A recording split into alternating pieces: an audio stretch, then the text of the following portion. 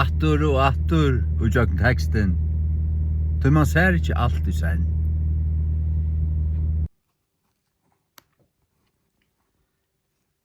Jeg blev vi her i jøkken bøypina.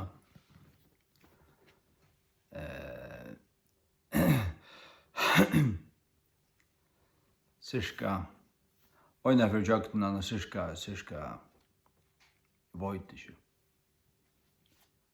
4-5 måneder kanskje, så er det kom jøkken, så skal det øyda seg for at det kvile med øyne til 2 dager, men det klarer jeg slett ikke. Jeg blir bøyne av natter.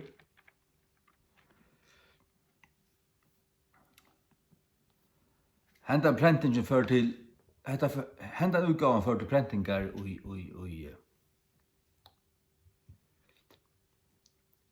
juni måned i 16. Det stendet 2015 og til tog at ta var sin teksten først for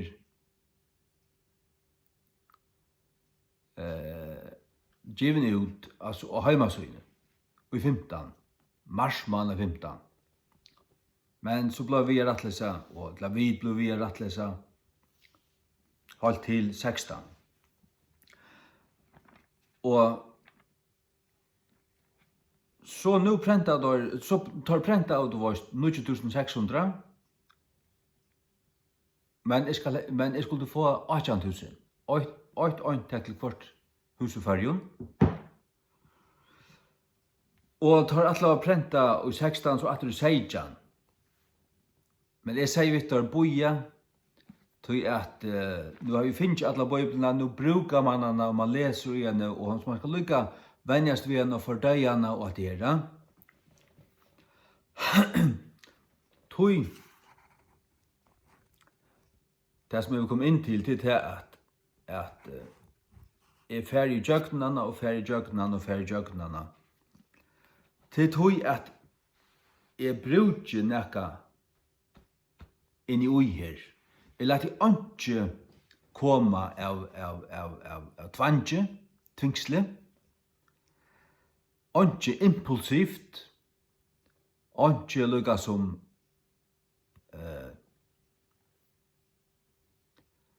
ikke utanfra. Jeg vil føle at jeg og merke at det er så hver som jeg leser at jeg føler hvert er betre, hva skal gjerast og hva ikke skal gjerast. Og til ikke så løst at jeg ferdig tvær for i jøkkenen og dvølge langt i hver verset. Nei, det er akkurat som at jeg ferdig øyne for i jøkkenen, og da har vi ganske 3 ting som har vi egene vi. Det var ikke.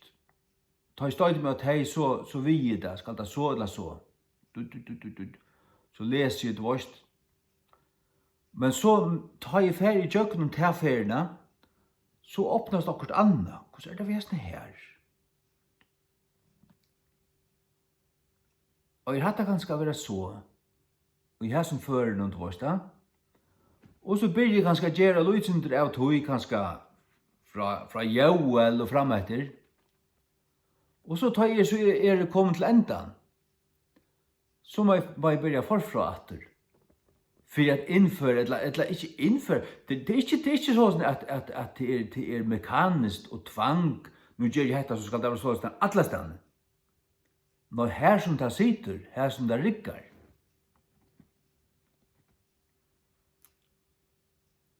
Ja. Så til det, jeg vet ikke hvor ofte jeg var i jøknene siden i 16. Tvær til trutjaferer om året.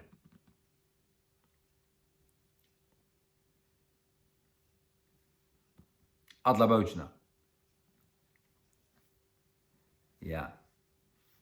Siden 16.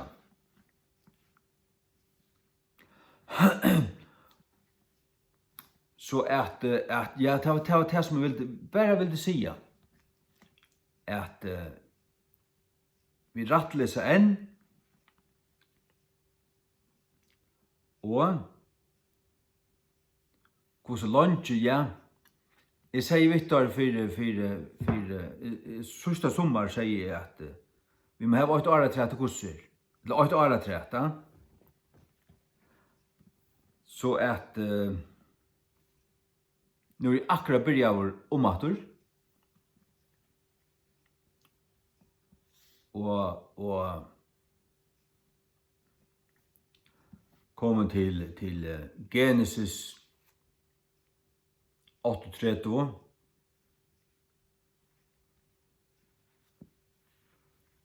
Ja. Og til på samme måte til opp klokken 6, bia først, og så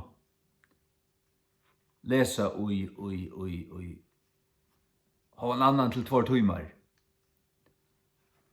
I iPaden og skriva ner en lista i iPaden som mailer til teltene, og så setter vi om kveld i 18 nattra at gjøre det.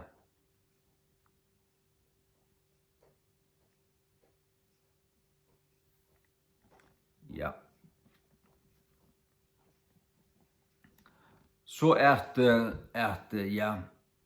det blir så utgave nummer 2 av Førske King James, som allerhelst fer til prentingar sånt i år. Så hun kommer at øyda FKJ 2 2020. FKJ 2 2020. Nya testamentet kom ut i 2011. Det var just 400 år etter at King James Bibelen kom ut. Hun kom ut i 1611. Så kom öll Bibelen ut. Hun kom til førja 21. februar i 16. Og hva år var det? 500 års jubileums år for trobøtene. Er ikke underligt? Nya testamentet 400 års jubileum for King James Bibelen. Alt Bibelen 500 års jubileum for trobøtene. Halleluja. Ikke visste jeg til at jeg begynte i 2008.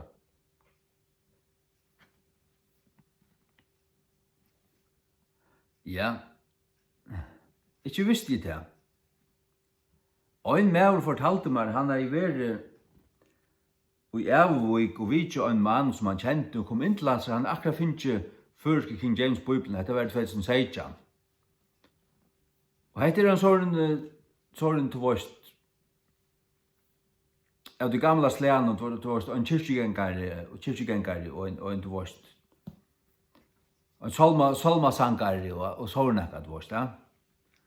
Men det eneste han sier, bøtjen lå av båren, og han ble ved å si, hva merker det her? Så hukte han ned av Bibelen, det her okkur å si. Dette merker okkurst. Onkra brøyting, altså, okkurst. Vi du kom til å være med på onkra mata. Han ble ved å si at det er vi den her som vi ikke ser. Ja. Nei, og øyne er et annet her, at jeg omgang til tøyt nekka fyrr. Det er nytt for meg. Og ta i god kalla i meg, ta var det til at jeg gjør det her. Det er aldri fattelig, altså det er omgang til huksa det her.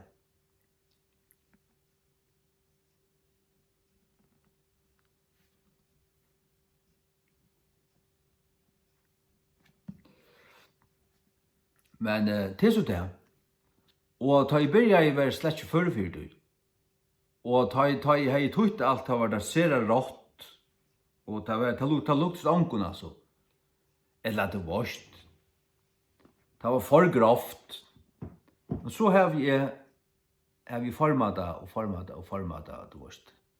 Som jeg sier, det som jeg har frifyr. Ikke tvang, og ikke at det klarer jeg. Nei, jeg klarer det slett ikke. Men en undan det kan jeg heller ikke. jeg må. Du kallet var så grått og klart. Det var ikke takk for høyde av. Alla veien, altså. Herren brukte begge profeter og baptister. Begge. Jeg setter meg i gang. Ja. Og så skiljer jeg oss hvor jeg har bodd i Hetland i 5 år som fra 20 til 15, og hvor jeg skulle til Oslands, ikke Danmarkar, at lese, og hvor jeg bor her i 6 år. Engst stod i lukket som først, Oslands stod i et rondene øysene, omløy lukket ikke, nei. Oslands ringt der da. Men engst stod jeg vel til at jeg bor i Hetlandet som smadronker. Ta man nærmere, det er man lærer det på en annan måte. Men Oslands fall, jeg klarer det vel. Men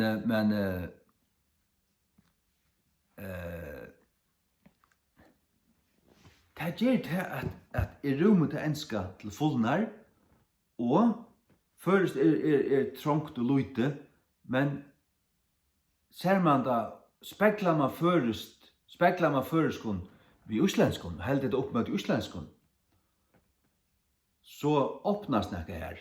Du får vakse det.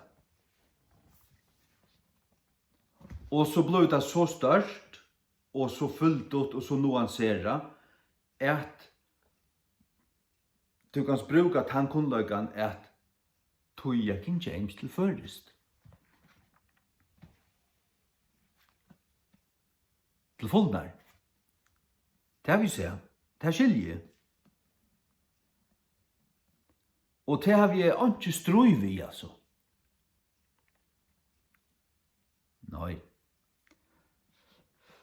Men jeg husker om det, ja, men folk har strøy av bautjene, åpenbart. Det her var det øysene vi ønsker. Først ytla der, hvis jeg gav King James ut av førskolen, og hun var bare en lattesoppa fretur, altså alvaratos. Jeg har en norska King James her. Det er ikke sjarma vi en ivrøver. Altså, ikke. Her stender oversatt fra King James-bibelen av 1611, og så leser du til moderna norsk, moderna teknisetting, gasareier og alt det her, at vårt, og så er det slett ikke ordentlig rett. Slett ikke rett. Altså, det negvastan er så ikke at min er så eller negv bedre.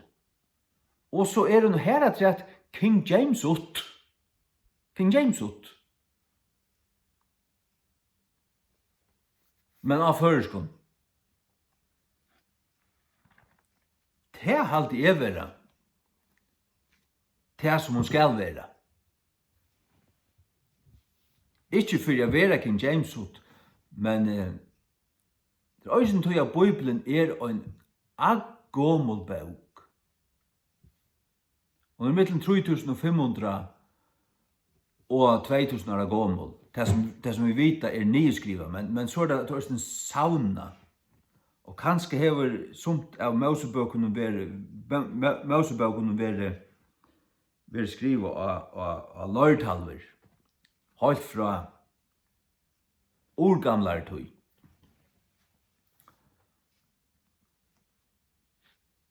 Fra Noah, eller Adam. Og så samlet oss, da. Ja, til dømes, de tog ikke bøyene, altså. Men så var det Moses skriver det også i sånne bøker, da. Når jeg heldte Bibelen øyre at her var en fotnan dam. Absolutt. Avgjørst. Og du skalt respektere henne og elske henne. Og bergast vi henne. Og venja det vi litt henne. Venja det vi litt henne. Sjående, nå tar jeg fin på seg henne, så så allt analoga blir en smittligare. Hon blir en smittligare. Det här som mest här klumpar och här vad det sätter shortla så ja så om kontrollblad här så rör jag att lojka ger det lösen lättare. Akkurat här. Men det är inte så nekva så du varst du läser och du varst till samma bøtjen, men det är alltså annan utgåva.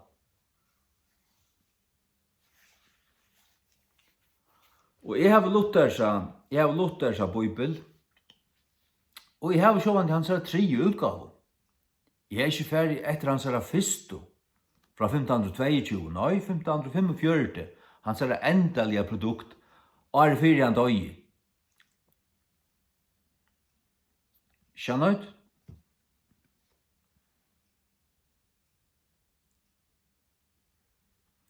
Tog at han, det første sjåvande rått og avpolera immun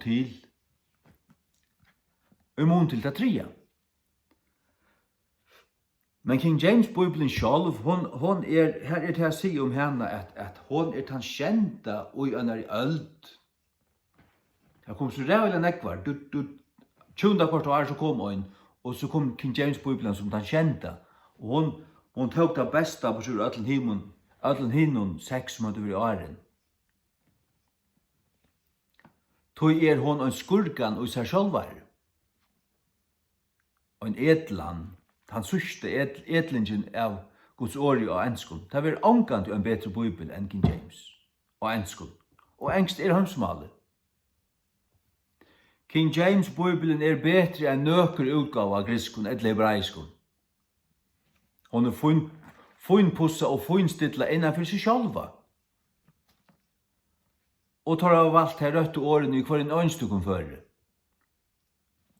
Og hon kan lesast av Palleba. Palleba pjust ikke læra seg grekst og hebraist. Og så Palleba ikke undergiven en prestaskap av doktoren og lærton som jesuit indoktrinerar og fylgja jesuitiskon leksikonon og ditten og datten. Nei, vi har Guds ord i okkara hånden.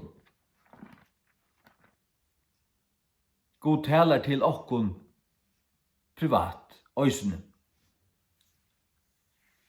God vil give okkon sitt ord. Han vil give sitt ord til okkon. Det hans brei som han vil give okkon. Det ikke reservera til en iverklasse av nokre slag. Og det skal det aldri være.